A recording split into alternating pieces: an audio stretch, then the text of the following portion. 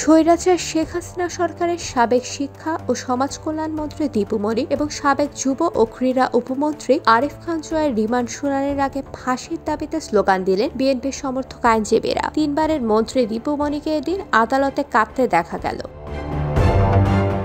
মোহাম্মদপুর থানায় দায়ের হওয়া মুদি দোকানি আবু সাইদ হত্যা মামলায় গ্রেপ্তার দেখিয়ে আদালতে হাজির করা হয় দীপু মনি ও জয়কে। তাতে 10 দিন করে রিমান্ডে নেয়ার আবেদন করা হয়।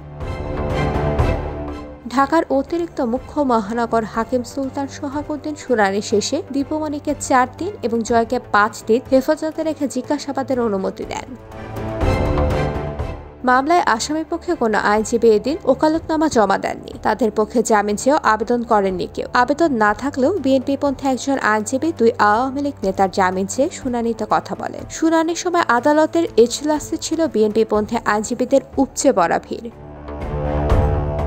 দীপু মনি ও জয়কে হাকিম আদালতে হাজির করে হাজতখানায় রাখা হয়। পরে সিএমএম আদালতের 2য় তলায় 28 নম্বর এজলাসে তোলা হয়। এ সময় দীপু মনি কাঁদছিলেন, তবে জয় ছিলেন চুপচাপ। বিএনপিপন্থী আইনজীবীরা তাদের ফাঁসি চেয়ে স্লোগান দিতে থাকেন।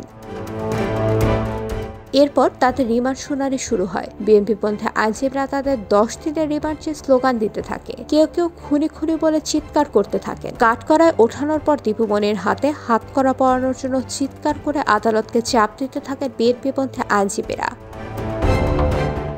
বিএনপির আইনজীবী সংগঠনের নেতা ওমর ফারুকী তখন এজলাসের মাইক্রোফোনে বলেন, পুরুষ আসামির হাতে হাতকড়া আছে। তিনি বলেন, কোটা বিরোধী আন্দোলনের নির্বিচার হত্যাকাণ্ডের সঙ্গে আটক আসামিদ্বয়ের সংযোগ আছে। হত্যায় হুকুমদানকারী ও উস্কানিদাতাদের নাম সহ হামলার মূল রহস্য উদ্ঘাটন এবং এই ঘটনার সঙ্গে জড়িত অন্যান্য আসামিদের নাম ও ঠিকানা সংগ্রহের জন্য তাদের রিমান্ডে নেওয়া প্রয়োজন। আওয়ামী লীগপন্থী কোনো আইনজীবীকে এ সময় এজলাসে দেখা যায়নি। বিএনপিপন্থী আইনজীবী আতাউর রহমান উভয় আসামির জামিন চান। শুনানি চলাকালেও সাবেক মন্ত্রী দীপু মনিকে কাঁদতে দেখা যায়। জয় আদালতের অনুমতি নিয়ে কথা বলা শুরু করেছিলেন, কিন্তু বিএনপিপন্থীদের তুমুল হট্টগোলে তার কথা তলিয়ে যায়। পরে দীপু মনিকে 4 দিনের এবং আরিফ খান জয়কে 5 দিনের রিমান্ডের লিখিত আদেশ দিয়ে বিচারক দ্রুত এজলাস থেকে নেমে যান। বিচারক নেমে যাওয়ার পর কাঠগড়ায় থাকা দীপু মনিকে আক্রমণ করার জন্য এক নারী আইনজীবী তেড়ে গেলে পুলিশের হস্তক্ষেপে পরিস্থিতি শান্ত হয়। এ সময় এজলাসে আইনজীবীদের বসার বেঞ্চে দাঁড়িয়ে হট্টগোল করতে থাকেন বিএনপিপন্থী আইনজীবীরা।